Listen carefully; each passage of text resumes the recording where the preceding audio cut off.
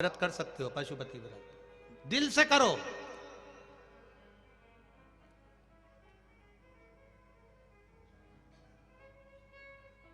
अकेला बैठा है ना, बहुत शांति से है।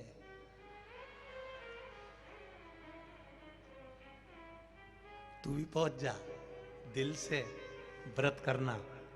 90 साल की पुरानी मूर्ति है, 90 साल बाद अगर तू पानी चढ़ाएगी तो वो भी 90 साल का पुण्य तेरे खाते में दे देगा। क्यों चिंता करती है, जा उसकी शरण में।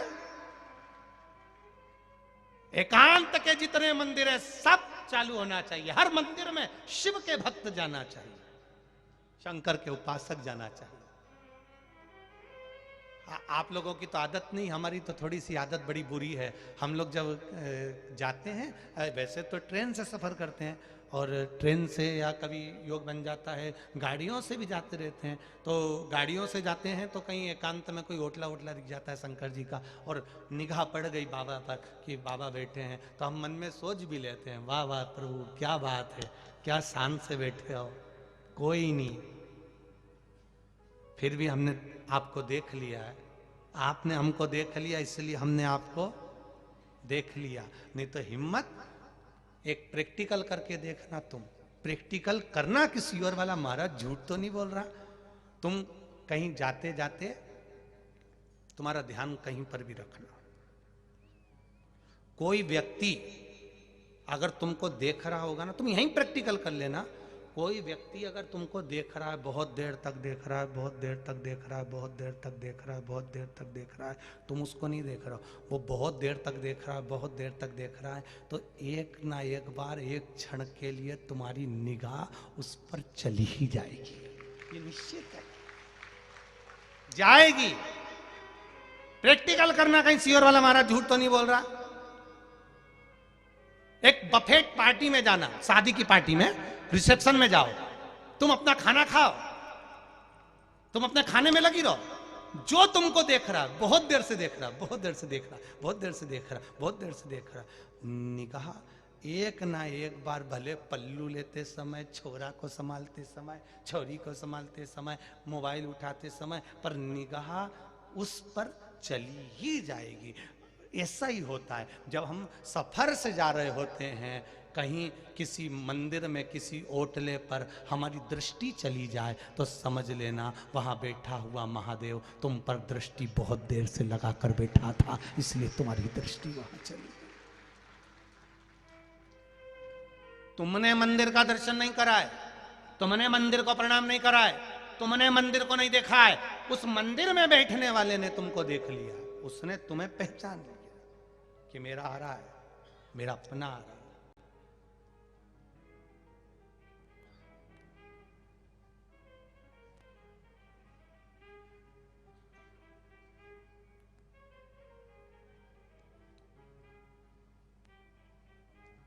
वो साधारण नहीं हो सकता,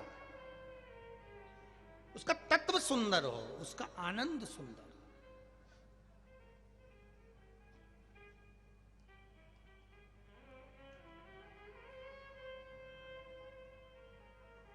महाराज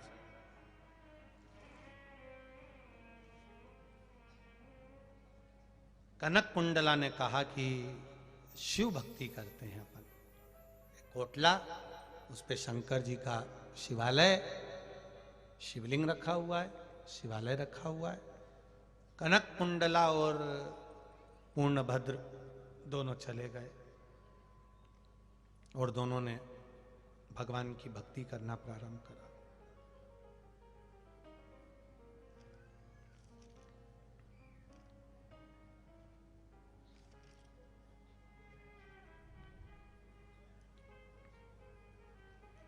अब भक्ति क्या करी उन्होंने,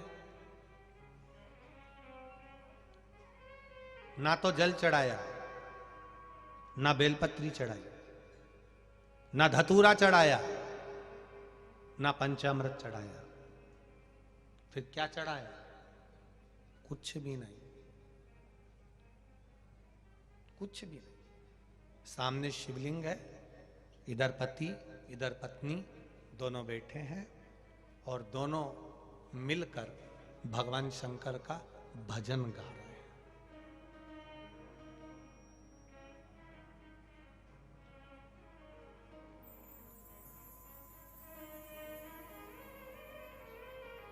दोनों मिलकर भजन गा रहे। महाराज ये गाते गाते अगर थक जाए तो ये गाना चालू कर देती है, ये गाते गाते थक जाए तो ये गाना चालू कर देती है। पहले जब पानी नहीं आता था, जल वृष्टि नहीं होती थी, तो खड़ी सत्ता होती थी। खड़ी सत्ता जानते हैं छत्तीसगढ़ के लोग? खड़ी सत्ता का मतलब होता है बैठ कर भजन नहीं करते थे लोग, माइक टंगा रहता था और ढोलक भी खड़े होकर बजाते थे, मंजीरे भी खड़े होकर बजाते थे। एक गा गा कर थक जाता था, फिर दूसरा चालू हो जाता था, दूसरा गा गा कर थक जाता था, तीसरा चालू हो जाता, तीसरा गा गा कर थक जाता था, फिर चौथा चालू होता। ऐसे 4-5 दिन 7 दिन तक खड़ी सत्ता चलती रहती। इधर होती कि नहीं होती मालूम नहीं, अखंड रामायण जैसा होती इधर, अखंड रामायण जैसा। एक उठा दूसरा बैठा, दूसरा बैठा तीसरा बैठा, और चालू रखते हैं यहां तक वो उठेगा, तब ये बाद में उठेगा, पहले वो चालू कर देगा। उसके बाद मंगल भवने मंगल हरि द्रव दशरथ अजीर, अब उधर से चालू करेगा, फिर ये जाके उठेगा। इसको खड़ी सत्ता कहते। कब तक? जब तक जल वृष्टि ना हो जाए। हमारे गांव के लोग करते थे। किसी ने गांव वालों से पूछा कि अखंड रामायण करने से क्या होता है, खड़ी सत्ता करने से क्या होता है? ये खड़ी सत्ता, ये अखंड रामायण का पाठ एक के बाद एक चालू रख रहे हो, ये किसने सिखाया? तो कोई बुजुर्ग होगा तो वो बता देगा कि हमको ये शिव महापुराण में सुनने को मिला था। पूर्ण भद्र की कथा में लिखा हुआ है कि पूर्ण भद्र और उसकी धर्म पत्नी कनक कुंडला दोनों ने अखंड पाठ चालू करा। अखंड पाठ, भगवान का अखंड भजन चालू करा। जब अखंड भजन चालू होता है तब परमात्मा को भी आना ही पड़ता है, तब जल वृष्टि करना ही पड़ती है। ये लोग जो पुराने लोग जो नियम बनाए हैं खड़ी सत्ता का, अखंड रामायण, ये नियम कोई हंसी का नियम नहीं है कि फालतू के नियम, ये पूर्ण के नियम, पूर्व के नियम बने हुए हैं जो हमारे पूर्व के संतों ने, साधुओं ने, सन्यासियों ने, तपस्वियों ने, साधकों ने बनाए हैं। उस खड़ी सत्ता का आप दर्शन नहीं कर सकते तो एक बार शिव महापुराण में जाना। शिव महापुराण में रात्रि में 8 बजे 9 बजे जो भजन चालू होते हैं, एक मंडल गाते गाते थक जाए, दूसरा चालू हो जाता, दूसरा गाते गाते थक जाए, तीसरा चालू हो जाता, तीसरा थक जाए, चौथा चालू हो जाता। रात भर भगवान का भजन करते हैं, तब तो मेरा भोले बाबा यहाँ आने वालों की झोलियां भर कर भेज देता है। उनके भजन का बल बड़ा है, उनके कीर्तन का बल बड़ा है, उनके स्मरण का बल बड़ा है, उनकी भक्ति का बल बड़ा। अब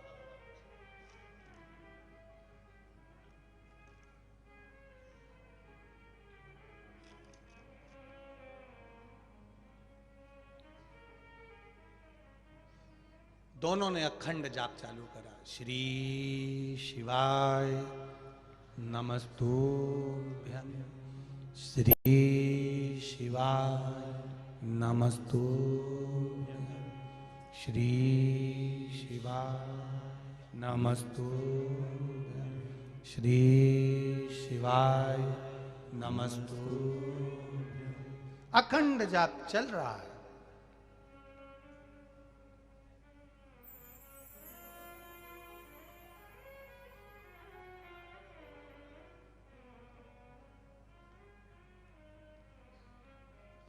नींबू का अचार, केरी का अचार, आम का, आंवले का अचार, मिर्ची का अचार, गोंदा का अचार, और काय का होता है जिसका तुम डाल लो।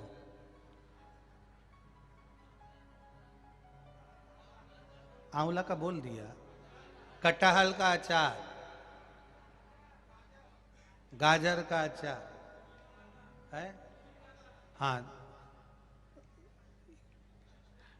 तुम डालते हो कि वो डालती? कितने आइडिया से बोले जा रहे राम जी।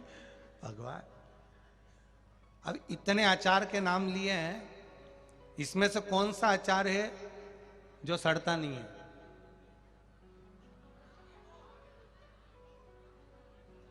केवल नींबू का अचार। आम के अचार में भी एक बार ना एक बार फफूंद आ जाती है, पर नींबू के अचार में नहीं आती, क्योंकि उसकी खटास फफूंद को आने नहीं देती, वो सड़ता नहीं है। फफूंद पास में नहीं आती। अगर नींबू की खटास प्रबल है तो उसी तरह आपका अगर भजन प्रबल है तो दुनिया की कोई बांधा तुम्हारे पास आ नहीं सकती, ये निश्चित है। फफूंद आएगी ही नहीं। हाँ, जो मिर्ची का अचार है या गाजर का है या कटहल का है या आम का है, थोड़े दिन बाद 2 साल 4 साल 3 साल बहुत है इतना कि 1 साल ही, 1 साल अखंड रखा है, खटास है उसमें, सड़ेगा नहीं, फफूंद नहीं पड़ेगी क्योंकि नींबू का है। उसी तरह सारी दुनिया में चले जाओ, शिव के मंदिर गए हो, 12 ज्योतिर्लिंग के द्वार गए हो, शिव तत्व को जाना है, शिव महापुराण की कथा को सुना है, तो समझ लेना कि तुम साधारण अचार नहीं हो, गाजर और मूली के अचार नहीं हो, मिर्ची के अचार नहीं हो, तुम नींबू के वो अचार हो जो एक बार अगर शंकर का हो गया, एक बार अगर अचार डल गया तो अपनी अचार तत्व वो कभी समाप्त नहीं होता। 20-20 साल तक जो अचार नींबू का रखा है ना, तो भी काला पड़ गया, पर खाके देखना खराब नहीं हुआ। तुम खाके देखना, तुम्हारे मुंह में पानी आ रहा है,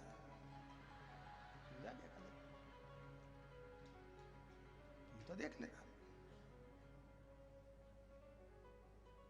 खराब नहीं हुआ।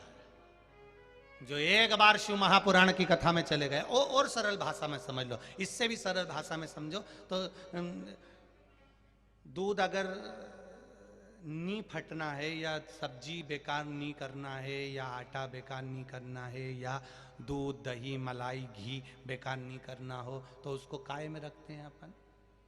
घर में जो होता है डब्बा, फ्रीज, उसमें रखते हैं। क्यों रखते हो? दूध को फ्रिज में रख दो, फटेगा नहीं। सब्जी को रख दो, ताजी की ताजी बनी रहेगी, खराब नहीं होगी।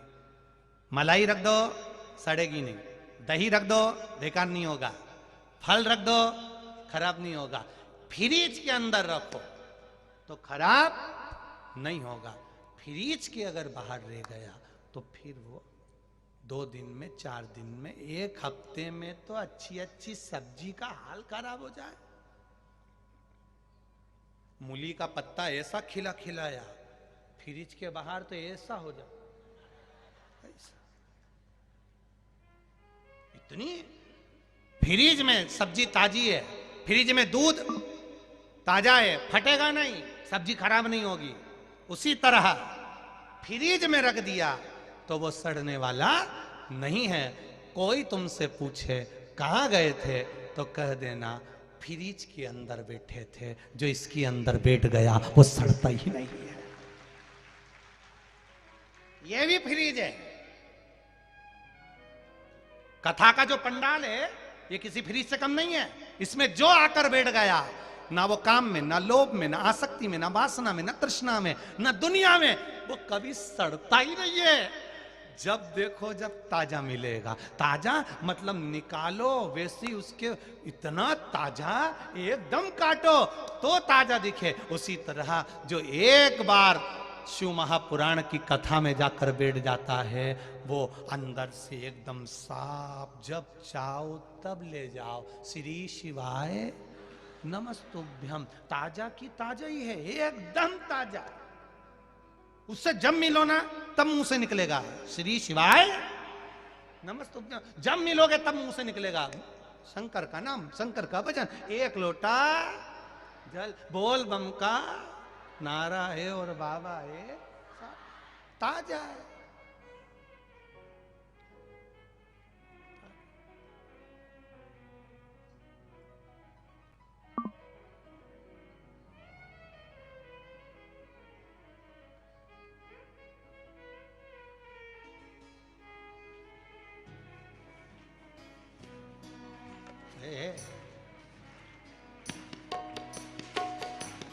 जय हो।